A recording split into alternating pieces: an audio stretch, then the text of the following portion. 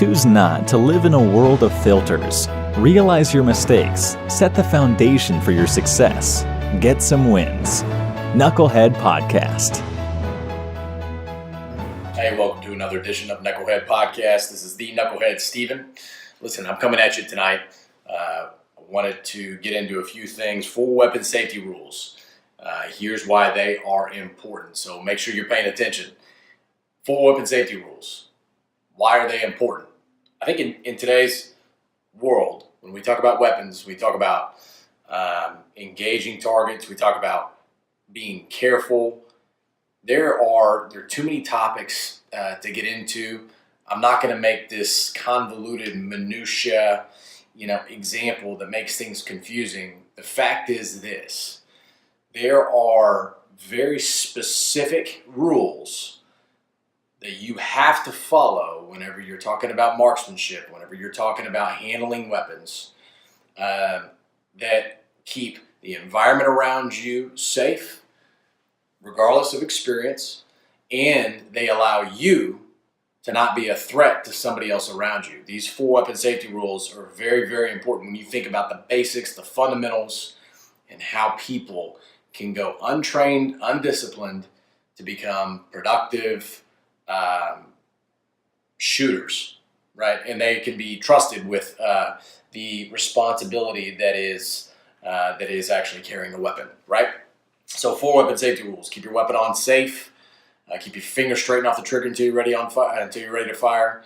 Never point a weapon at anything you do not intend to shoot, and treat every weapon as if it were loaded. Why are those things very, very important? Well, when you have people who don't know how to carry weapons, they could not treat a weapon as if it were loaded, accidentally engage a target, and threaten that person's life or their livelihood.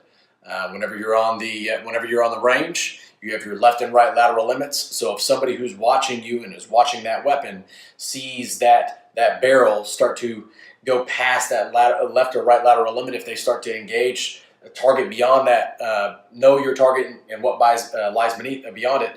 If they start to see that happening, they can actually proactively prevent a very, very bad thing from happening if they treat that weapon properly, and if they fix that problem before it gets there. So what does that have to do with being a knucklehead? Well, a couple things. You don't want to engage targets beyond what your left and right lateral limits are. You want to make sure that your barrel is pointed straight down range. You want to make sure that you're not engaging people to your left and your right, because typically those people to your left and your right, they're friendlies. They're people who want to be there with you. There's people who are there just trying to get better. They're practicing as well, right? So what does that have to do with being a knucklehead? Well, the whole point of this podcast is to point out things that you've done that potentially can engage those people around you. So I'm going to dive into 4 rules for your career, for your business, for essentially your life that you can apply. I'm going to get into some things that I've done myself, that I've also learned from, and then I'm also going to let you know about people who've been able to make those mistakes, and they've been able to overcome them simply just by following some of these rules also. Okay, so first one we got into a little bit earlier: respect authority, right? But then be supremely confident in your ability. What ends up happening in a lot of cases is you can respect authority, but then you start to default to whatever that authority's decision making is, instead of you taking initiative and ownership in your ability to process information and make decisions. Okay, so what does that have to do with being a knucklehead? Tell me if this sounds familiar. Start a new role, start a new job. You get into a position where there isn't a clear job description prior to you getting there. You decide that because of that loosely defined territory, that seems like a good role for you, because you can go out and you can knock it out of the park. However, instead of the employer or the person who's presenting the opportunity clearly defining what those steps are, you decide to move forward thinking it is that you're taking proactive action.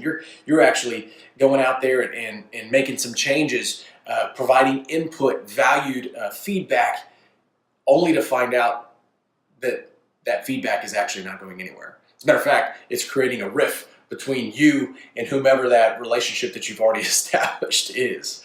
I can honestly say Been there, done that. It's not necessarily a great idea. So what that means is there's 3 stories that you are in this process. One, you can be a hero, which a hero has to be infallible and can't make a mistake, and they can't show weakness ever because they're a hero. There's very few of them that are out there. As a matter of fact, in my experience, they don't exist, right? Second would be the person who's just simply a loser. They never get it. They never wake up. They just don't perform. They bounce around constantly. We call them free radicals in life. You feel bad for people like this because they never really understand that they can potentially take ownership of the things in their life that will create opportunities and specific steps to make them better. They just never do it. So the last one is the learner, right? It's the learner. It's the somebody who's been able to make mistakes, the somebody who's been able to fall flat on their face time and time again, but they get better. They get better all the time. Now, I'm not talking about getting better just for the sake of chalking one up for you and go get them. I'm talking about you simply are able to peel back what didn't work, why it didn't work, and then you actually get better at navigating a similar circumstance, and you transfer that skill into a different environment, and you go out and you become more productive. That's a learner, right? So those people who respect authority in some way, shape, or form, they didn't at one point in time, right? Those people who are supremely confident in their ability, they don't always come off as cocky and overbearing. They have a self-assuredness about them that allows them to go full bore into a new experience, trusting themselves to make the right decision. Second thing is to read, but read to learn, not to entertain. Right? So read.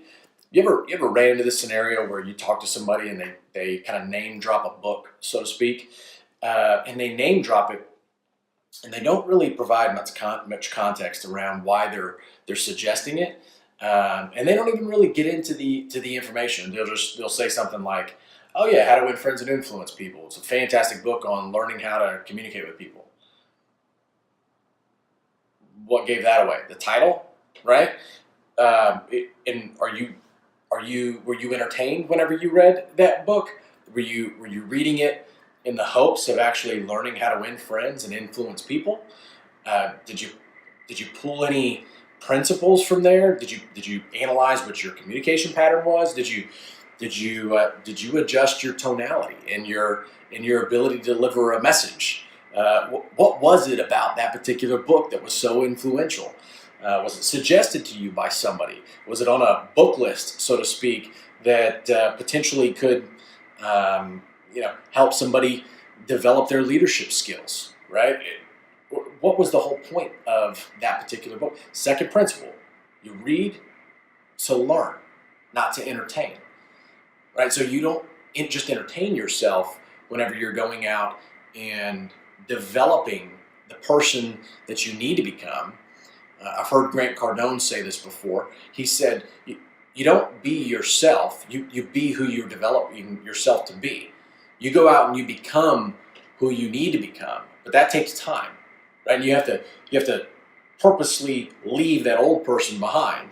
Not forget where you came from, but you leave that old person behind. So that's why you read. You read not to stay where you're at. You read so you can progress and grow into the person that you need to be. You also need to analyze and think about what it is that what you learned and why you're learning it. Which actually brings me to my third point, right? Think 2 years in advance. Think always 2 years in advance to where you are, and then focus on targets to iteratively get you there. So you reverse engineer it, right? So 2 years from now, you plan on being X, and that X may be a business owner. That X may be a lead manager. That X may be a dad, right? That X may be retired. Whatever the goal is, then you set targets to iteratively get to that point, right? So why is this a safety rule, or why is this an important rule? Well, here's I guess let me put it to you this way: when you have multiple targets and you have multiple targets that aren't in sequence, how do you know which target to engage first?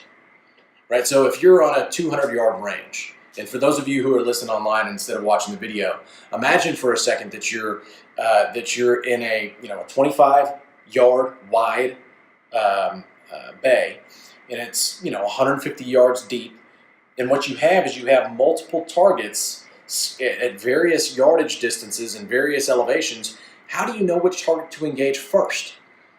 How do you know that you're going to be measured? How do you know that you're going to be measured if in fact you're at a marksmanship course, right? And so that's an example in your life as to which priority or which target are you working towards given that week or that quarter or that month or that year or whatever, that project.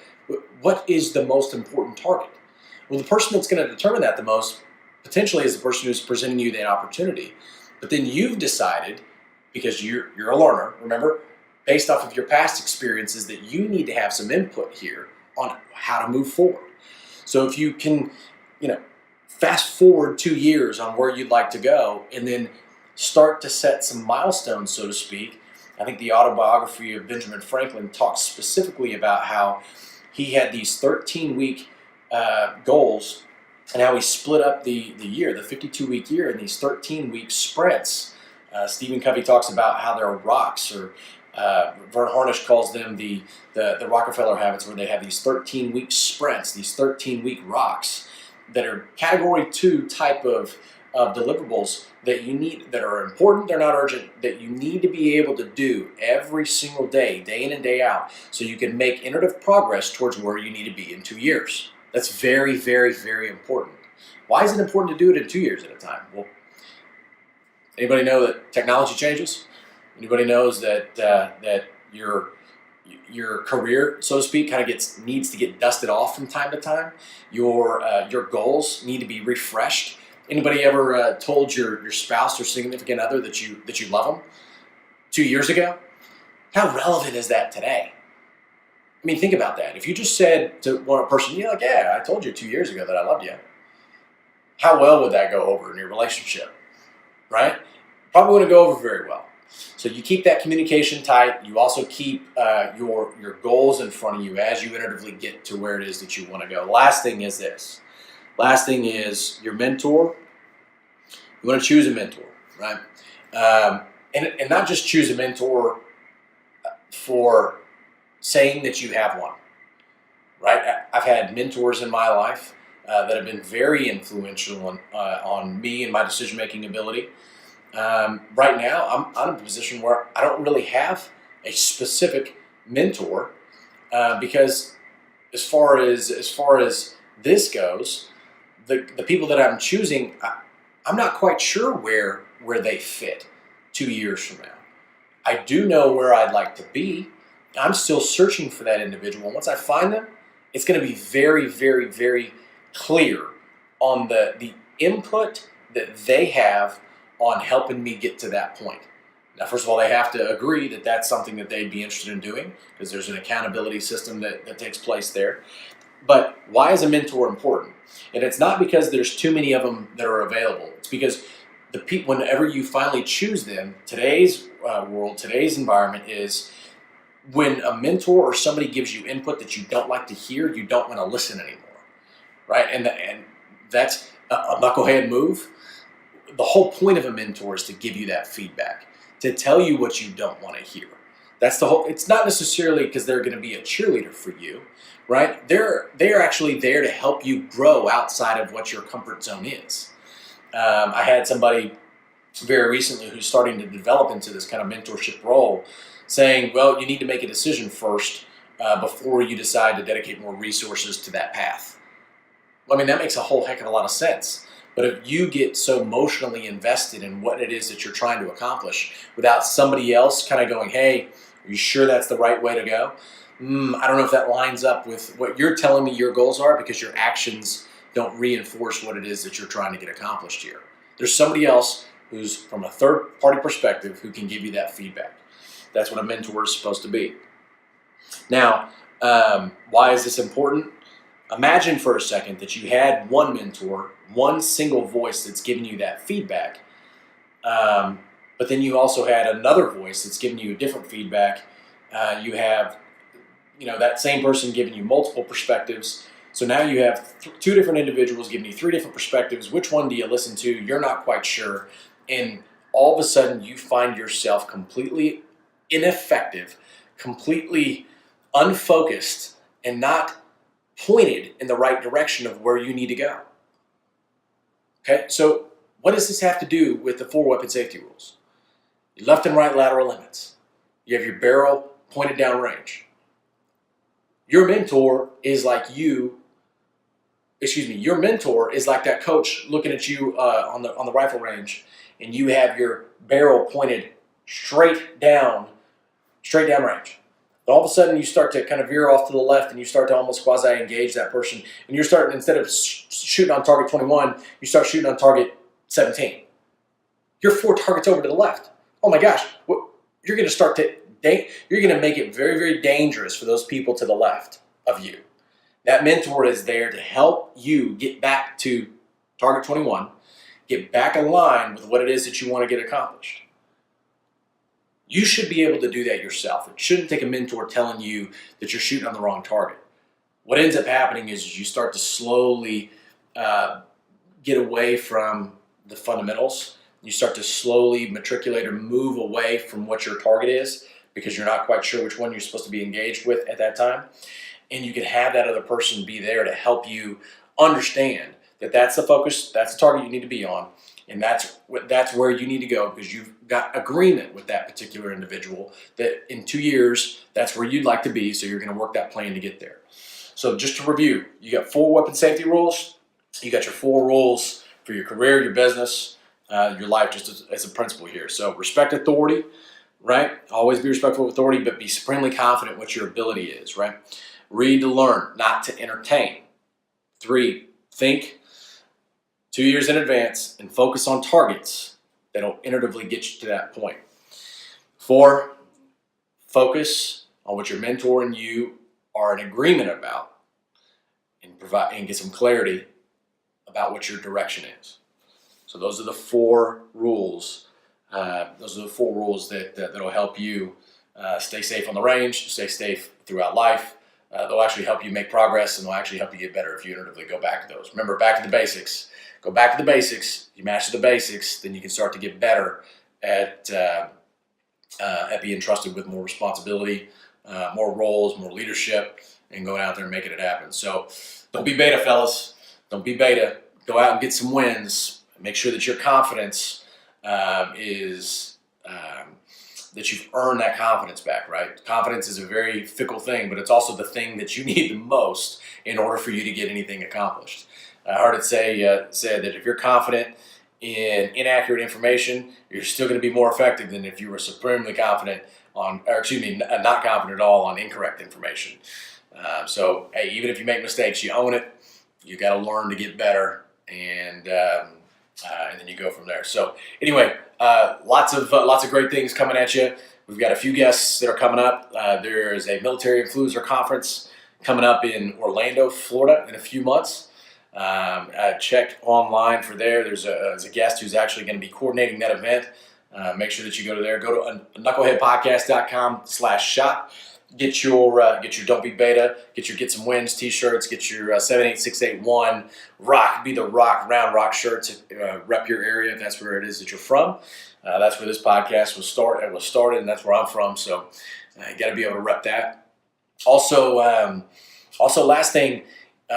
We have some links that is going to be in the show notes for this particular podcast, and so Jocko Willenick, Leif Baben started an organization called Echelon Front. And that leadership organization will help you provide some structure. If you want to network with guys who are like-minded, guys and gals who are like-minded, who think about problems differently than most other folks. If they want a process that can actually help them iteratively move through things and move through problems and navigate obstacles and learn how to prioritize and execute, it's a phenomenal set of leadership principles that you can go out and you can go rub elbows with some of the best in the business. They're all the people who speak at these particular events. They're fantastic. Jocko and Leif do a great job setting a phenomenal example for for all of those who are in attendance. You can wake up at 04:30 and go out and get some PT with those guys. But they host these musters year in and year out. And hey, we happen to have a discount for all of you who are listeners. So you get $300 off if you use the promo code Knucklehead 2018. So that's Knucklehead 2018 for all you Marines who are listening on there. Make sure you go there, you go support them, go to that echelonfront.com/muster and get registered there for your next one. I think the next one is going to be either in DC or San Francisco, but you get $300 off of whichever one you get to. Make sure that you get those registered. So anyway, a lot of plugs there at the end. Love you guys. Make sure that you go out and get some wins today. Don't be beta about the process. Talk to you soon. Follow Knucklehead Podcast on Instagram and on Facebook. You can check us out on YouTube too if you want to check out some cool videos. So talk to you soon. See you.